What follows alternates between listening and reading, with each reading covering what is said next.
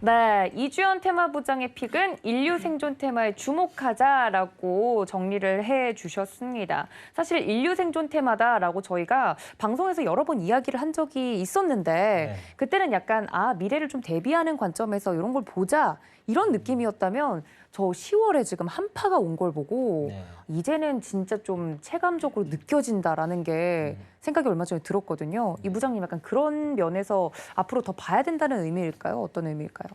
그렇죠. 뭐 아무래도 이제 이 인류 생존 테마라고 하는 게 뭐 이렇게 이름을 들었을 때는 뭐지? 약간 이렇게 생각하실 수 있는데 네. 뭐 다른 부분보다는 이제 이 기상 온실가스에 따라서 이제 기상 이변이라든지 이제 작황이라든지 이런 부분들이 이제 굉장히 우리 삶에 영향을 크게 미치기 시작을 했거든요. 네. 그리고 이런 부분들이 이제 대두가 되면서 기후 변화에 따른 뭐 각 정부마다 내고 있는 그런 정책들이 나오고 있습니다. 그래서 이런 것들을 포괄적으로 우리가 이제 또 인류가 생존을 하기 위해서 전염병과 싸워야 되는 부분들 네. 그런 거 생각했을 때 이제 코로나19 치료제라든지 아니면 백신이라든지 이런 부분들도 어떻게 보면 좀 포괄적으로 생각하면 굉장히 포괄적으로 생각할 수 있는 게 인류 생존 테마다라고 생각할 수 있는 부분인데요.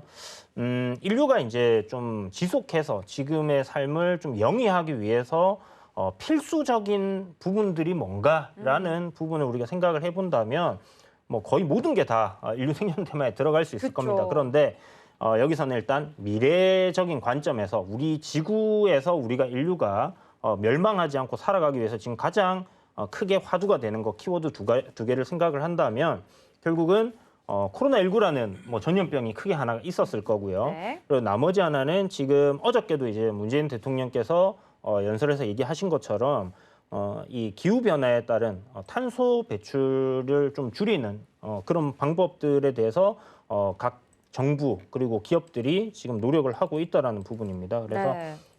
이런 좀 기후 변화에 따른 산업이 변화하는 그런 부분들에 우리가 좀 관심을 갖자라는 관점에서 네. 인류 생존 테마라는 부분을 이제 말씀드리고 있고요. 산업화 이후에 이제 지구 평균 온도가 한 1.5도 정도 상승을 했다라고 해요. 그런데 여기서 이제 1도씩 상승할 때마다 일어날 수 있는 발생할 수 있는 일들이 이렇게 이제 내용들을 한번 지켜보면 거의 뭐 둠스데이입니다. 그러니까요. 그러니까 이제 뭐 인류가 정말 우리 영화에서 보던 그런 이제 생존을 위해서 전쟁을 하고 이렇게 살아야 되는 그런 상황들이 오는 그런 부분들이고 대부분의 이제 도시들이 이제 해수면에 잠기게 되거나 막 이런 상황들이 발생을 하는 부분이기 때문에 네. 이미 우리 뉴스를 통해서 보잖아요. 유럽의 뭐 터키라든지 그리스라든지 산불이 네. 꺼지지 않고 계속 발생을 하고 있는 상황이라든지 그 뒤에는 또 어마어마한 비가 내려서 맞아요. 홍수가 난다든지 이제 이런 것들이 계속 발생을 하고 있고 우리나라도 지금 뭐 다른 외국들에 비해서는 뭐 이런 부분들 체감적으로 크게는 안 느껴지시겠지만 지금 뭐 10월에 일시적으로 지금 한파가 좀 네. 느껴진다라고 할 수는 있겠지만 어찌됐든 기후에 대한 변화가 좀 많이 일어나고 있는 게 아닌가라는 생각도 들고 비도 좀 자주 내리는 것 같아요, 사실. 맞아요. 뭐 그런 거 생각했을 때 지금 우리의 삶에 지금 직면한 문제다라는 부분이기 때문에 그렇게 먼 미래의 이야기를 우리가 하고 있는 것은 아니지 않나라고 생각해 볼 수 있을 것 같습니다. 2030년에 어저께 이제 우리나라에서 문재인 대통령 발표하신 거 보면 2030년 2030 온실가스 감축 40%로 상향을 한 거거든요. 네. 그리고 2050 순 배출량 제로로 이제 목표를 설정을 했는데 굉장히 강하게 이 탄소 배출에 대한 부분들을 정부에서 규제를 하고 이런 부분들을 좀 친환경적인 부분으로 계속 바꿔가겠다라는 그런 이야기를 한 건데 이 굉장히 어떻게 보면 이제 우리나라만이 해야 되는 게 아니라 지금 전 세계가 다 약속이 되어 있는 부분이기 때문에 맞습니다. 거기에 따라서 이제 진행이 되어 가고 있다라고 생각하면 됩니다. 그래서 단지 그냥 국내에서 왜 우리나라 기업들만 힘들게 이렇게 해 이게 아니라 정말 문재인 대통령 입에서 나오신 말이에요. 이 인류 공동체가 생존을 하기 위해서 가야 할 길이다라고 이렇게 이야기를 하신 부분이기 때문에 네. 아마 그거는 뭐 바이든 대통령도 의심할 여지가 없이 동의를 할 거고요. 모든 이 각 선진국들이 다 동의를 하는 내용이다라고 생각이 드는데 유럽 같은 경우만 해도 이런 탄소를 갖다가 뭐 배출을 하는 기업들 뭐 이런 라벨을 만들어서 결국 수입을 할 때 관세를 엄청나게 먹인다든지 이제 불이익을 준다라는 얘기가 나오고 있기 때문에 수출을 하는 나라로서 어떻게 보면 좀 선제적으로 대응을 해서 이런 부분에서 경쟁력을 갖추는 게 좀 중요하겠다라고 생각해 볼 수 있는 대목인데요. 온실가스 배출 저감에 관련된 모든 종목들이 오늘 좀 급등이 나왔었어요. 네. 그러니까 어저께 오후에 이제 나왔던 그런 발표 때문에 아침 이제 시간 외부터 이제 급등이 나왔고 오늘 갭 떠서 이제 좀 다 밀리는 그런 형태들이 만들어졌는데 온실가스 배출 저감 뭐 이런 관련주들이 오늘은 좀 주목을 많이 받았고 근데 또 생각을 해보면 온실가스 저감을 위해서는 우리가 이제 화력 발전소 이런 거 안 써야 되고 석유로 돌아가는 발전소 안 써야 되고 이러다 보니까 결국은 그 친환경 에너지 관련주들도 올라가는 그런 흐름들을 보였단 말이에요. 그래서 OCI도 올라갔고 오늘 좀 흐름들이 나쁘지 않았던 것 같습니다. 그래서 이쪽 관련 섹터들은 긴 관점으로 그러니까 뭐 지금 당장 뭔가가 일어날 가능성도 있지만 지금 현재 기대감으로 이제 한 차례 많이 올랐던 부분이고 기간 조정과 가격 조정을 좀 거쳤기 때문에 제 생각에는 뭐 잘하면 뭐 한 차례 정도의 또 큰 파동이 올 수도 있지 않겠나라는 생각이 듭니다. 어찌 됐든 간에 이 기간 자체가 테마의 생명력이라고 해야 되는 부분이 굉장히 길어요. 그러니까 이거는 언제부터 끝났습니다. 재료가 소멸됐습니다라고 얘기하기가 어려운 부분이기 그렇죠. 때문에 좀 장기적으로 이렇게 좀 오르락내리락 할 가능성이 굉장히 높고 이런 부분들을 좀 주의 깊게 보시면 좋을 것 같고요. 큰 산업의 어떤 패러다임의 쉬프팅이 아닌가라고 생각을 할 수 있는 그런 주제다라고 생각이 들어서 네. 오늘 이 부분을 가지고 나왔다 이렇게 생각하시면 될 것 같습니다. 네, 역시 테마 부장님이신 우리 이 부장님이 인류 생존 테마 꾸준히 방송에서 이야기를 좀 해주셨는데 이제는 정말 강력하게 2050년이 되면 이제 탄소 관련돼서 그런 화력 발전소들은 멈춰야 된다라고 입이 이제 전 세계적인 리더들 입에서 이제 나온 얘기니까 기업들은 거기에 따라서 바뀌어야 하는 상황이잖아요. 네. 그럼 어느 쪽으로 조금 더 탄력을 받을지 많은 분들이 궁금해하실 것 같은데 그 이야기는 좀 더 잠시 뒤에 나눠보도록 하고 이 테마에 대해서는 두 분도 다 동의하실 것 같아요. 방향성에 대해선 어떻게 생각하시는지 좀 궁금한데 다른 부장님들 생각은 어떠세요? 우리 허 부장님? 네, 인류 생존 테마라는 것 자체가 사람이 사느냐 죽느냐의 문제를 또 다룰 수 그렇죠. 있을 것 같아요. 그러면 사람이 죽는다라고 한다면 우리가 투자를 해서 수익을 얻는들 돈이 그렇게 많은들 무슨 소용이 있을까까지도 생각의 고리를 이어가 볼 수 있을 것 같은데요. 네. 한때 제가 윤리를 공부를 좀 했습니다. 아우 잘 어울리세요. 윤리적인 사람 같아 보이나요? 아니요, 그냥 과목이 잘 어울리는 것 아, 네. 같아요, 부장님. 윤리적이시기도 하죠. 라고 네. 하면 네. 사회윤리, 문화윤리, 경제윤리, 뭐 성윤리 여러 가지 윤리라는 잣대를 어느 곳에든지 접목이 가능한데 네. 이 인류 생존 테마를 본다 하더라도 어느 곳에든지 다 적용이 가능할 것 같다라는 생각이 들었습니다. 우리가 뭐 식량에 대해서나 아니면 기후에 대해서나 환경에 대해서나 지금 앞서서도 말씀해 주신 탄소 배출, 뭐 넷 제로 이런 부분들까지도 인류 생존 테마로부터 시작되는 투자 아이디어가 무궁무진할 수 있을 것 같다라는 네. 생각이 드는 그런 표현이었습니다. 네, 정말 짤막한 인상 정도 이야기를 해주셨는데 윤리가 잘 어울린다고 말씀드렸는데 역시 이래서 인문학을 해야 돼요.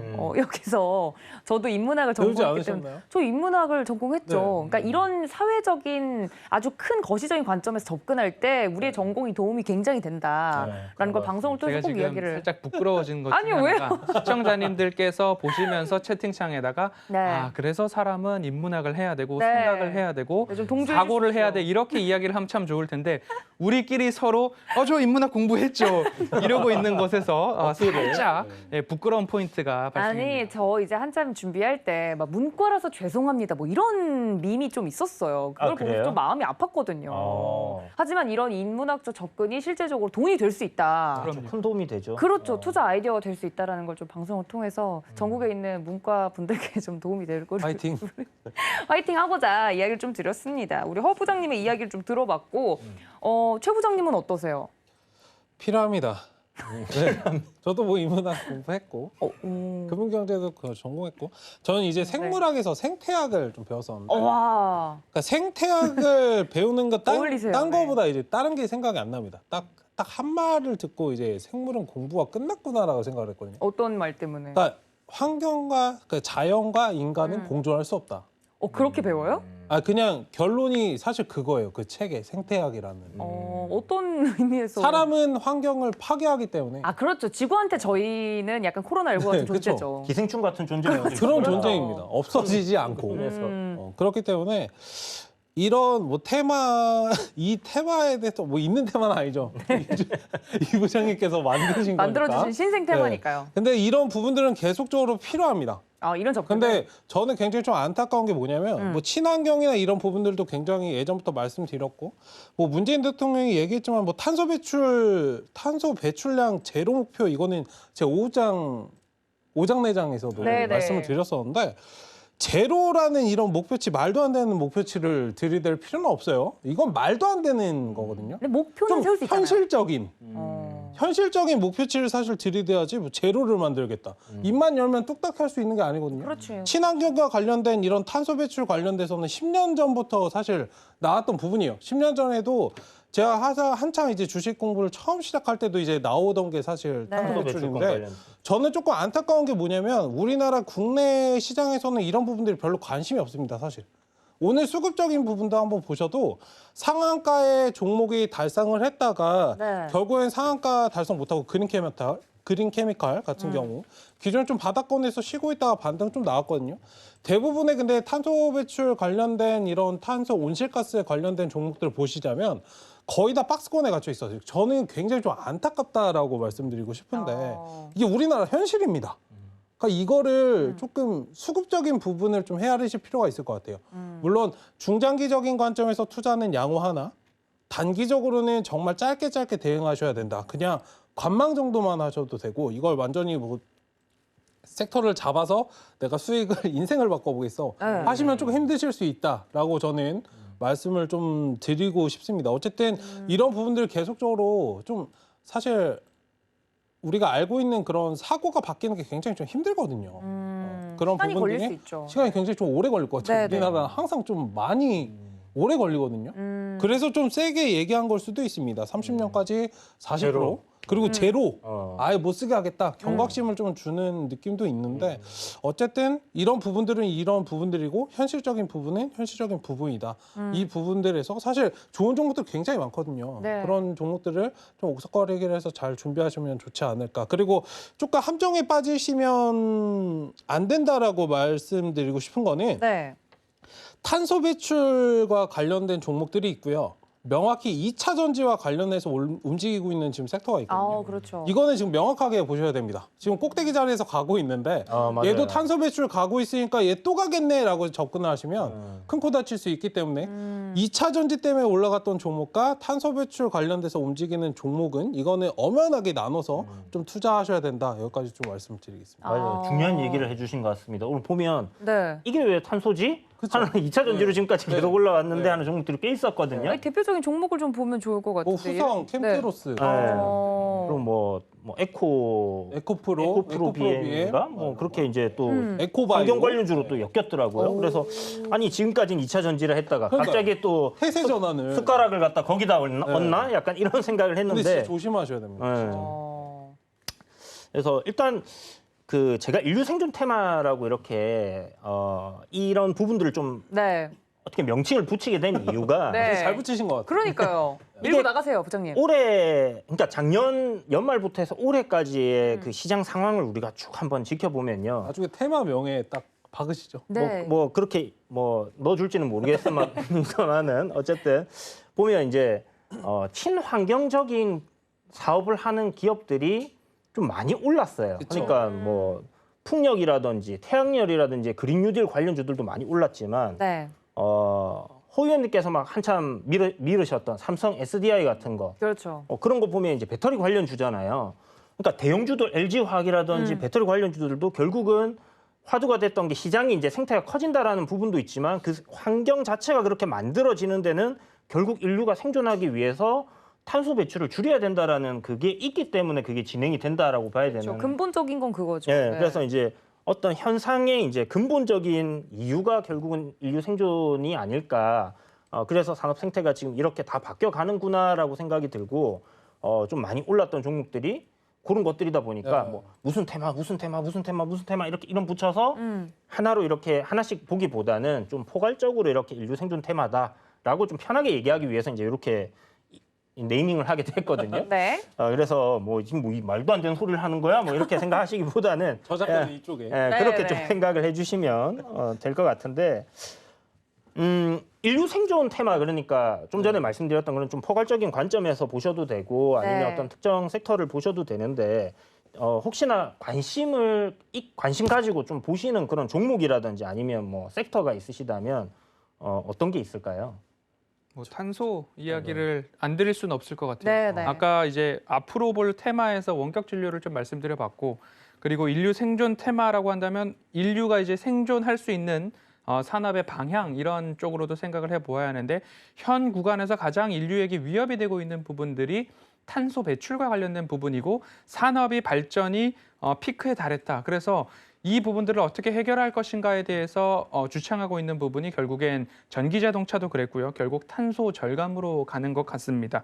그래서 탄소 쪽으로 본다면 탄소 포집도 볼 수 있을 텐데요. CCUS라고 하는 이산화탄소가 어디서든지 방출되기 전 미리 그것을 모으는 기술이죠. 포집한다는 게 탄소 포집 기술이 있을 거고요.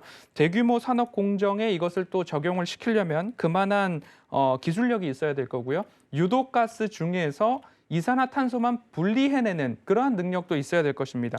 그리고 포집된 이산화탄소를 어떻게 운송할 것인가, 파이프라인을 통해서 할 것인가, 액화로 전환을 시킬 것인가, 이 이산화탄소를 운송하는 기술과 저장하는 기술까지도 나아갈 수 있어야 된다. 그래야 탄소 포집과 탄소 절감에 대한 부분들이 분명히 앞으로 인류 생존을 위해서 분명히 필요한데, 이 기술이 기업 입장에서는 돈으로 연결이 돼야 되는 거죠. 수익이 돼야 되는 거죠. 그렇죠. 우리가 이러한 기술이 있는데, 매연 절감 장치가 있는데 이것을 인류 생존을 위해서 무한히 배포할 것인가. 코로나19 백신도 그렇고요. 치료제도 그렇고요. 심지어 원가가 2만 원인데 판매가 82만 원이라는 이야기가 먹는 알약 이야기가 나오기도 했습니다. 그래서 인류가 생존할 때에 필요한 기술인다 하더라도 이것을 가지고서 자원 무기화까지 가면 안 되겠지만, 기업이 이것을 개발했다는 것은 이윤을 내기 위한 것이기 때문에 앞으로 인류 생존 테마나 여러 가지 탄소 배출이나 이 관련 섹터에서도 돈으로 수익으로 연결되는 실체가 있는가까지 좀 확인을 하셔야 반짝 올랐을 때 내가 여기서 대응을 할 건지 아니면 이 추세를 이어갈 건지, 거기에 대한 구분은 이 기업의 기술이 현재 돈으로 연결되고 있는가 아니면 향후 수익으로 돌아올 것인가, 이 부분까지도 한번 생각을 해보셨으면 좋겠다라는 말씀을 드리고 싶고요. 종목으로는 뭐 SGC 에너지나 그린케미컬이나 대형 건설사나 정유사들도 탄소 포집이나 이산화탄소 절감을 위한 공법들을 모두 많이 개발하고 있고 특허를 내고 있는 상황이기 때문에 언제든지 관련된 섹터로 움직일 수 있는 여지들이 남아있다라는 말씀을 드리면서, 인류 생존 테마 중에서도 탄소와 관련된 이야기는 한번 챙겨보면 좋겠다라고 말씀드리겠습니다. 최 부장님께서는 뭐 관심 있게 보시는 종목을 얘기해 주시면 더 좋고요. 종목이요. 종목은 지금 뭐 생각을 딱히 안 해봤고. 네, 네. 일단 뭐 탄소 배출 관련해서는 시장 규모는 어마어마합니다. 근데 제가 보는 관점에서 과연 이제 국내 시장이 경쟁력이 될까? 글로벌적으로. 네, 탄소 배출에 관해서 과연 경쟁력이 될까? 사실 국내에서도 우리나라 정부가 미는 기업 중에 거의 이런 종목은 그냥 뒷전이거든요, 사실. 네, 이런 기업들은 굉장히 좋은 기업들이 많은데 네. 좀 그 부분이 안타까운 것 같아요. 어쨌든 그런 부분들이 좀 옥석가리가 돼야 된다라고 말씀드리고 싶고, 오히려 탄소를 보시는 것도 좋지만 딱 1차적인 차원에서 탄소가 올라가니까 탄소, 온실가스 관련해서 보시는 것도 좋지만 조금은 파생시켜서 그러니까 우리나라 경쟁력도 어느 정도 갖출 수 있고 그런 부분들을 좀 보시면 좋을 것 같고, 뭐 환경이 안 좋아진다. 당연히 건강에 대해서 아까도 뭐 원격 진료나 그런 거 말씀하셨는데, 건강에 관한 뭐 헬스케어나 그런 부분들 잘 지켜보시면 좋을 것 같고요. 환경적인 부분도 잘 보시면 좋을 것 같습니다. 친환경과 관련된 기존에 풍력 관련주도 아침에 조금 움직임이 나왔거든요. 일단 그런 부분들, 환경적인 부분들에서 이제 폐기물 관련된 부분, 폐기물은 우리가 그나마 좀 괜찮은 그렇죠. 것 같아요. 네. 그렇기 때문에 차라리 탄소보다는 폐기물 관련된 거 보시면 좋을 것 같고, 거기에 플러스로 이제 탄소 배출을 하면 탄소와 관련된 기업들에겐 좋은 거지만 일반적으로 원자재를 사용하는 기업들에겐 굉장히 악재입니다. 그렇죠. 그러니까 때려 맞는 거예요. 그렇죠. 네, 가격이 급등을 하기 때문에 일단 뭐 구리라든지 알루미늄 같은 그런 원자재 관련된 그런 뭐 기업들 있잖아요. 그런 부분들도 비철금속 관련된 그런 종목들도 기업들도 좀 잘 체크해 보시면 좋지 않을까. 사실 답은 다 드렸기 때문에 종목을 딱히 말씀드릴 필요는 없겠죠. 그렇죠. 뭐 여러분들 이제 조금만 네. 챙겨 보시면 네. 찾아보시면 이제 나올 수 있는 네. 부분이니까 네. 뭐 좋은 말씀들 다 해주셔가지고 네. 그런 구간에서 이제 여러분들 다 아이디어를 좀 챙기실 수 있지 않겠나라는 생각이 들고요. 개인적으로 저는 이제 인공광합성이라든지 이게 벌써 우리나라에서는 이게 기술적으로 가능한 단계까지 와 있더라고요. 오. 이게 카이스트에서 연구를 지금 진행을 하고 있던데, 어떤 식으로 하죠? 그러니까 인공광합성이 이제 태양열 판에다가 이렇게 연결을 해서 화학적인 반응을 갖다 광합성 작용을 하면 탄소를 포집을 하고 이제 그 산소를 내뿜잖아요, 식물들이.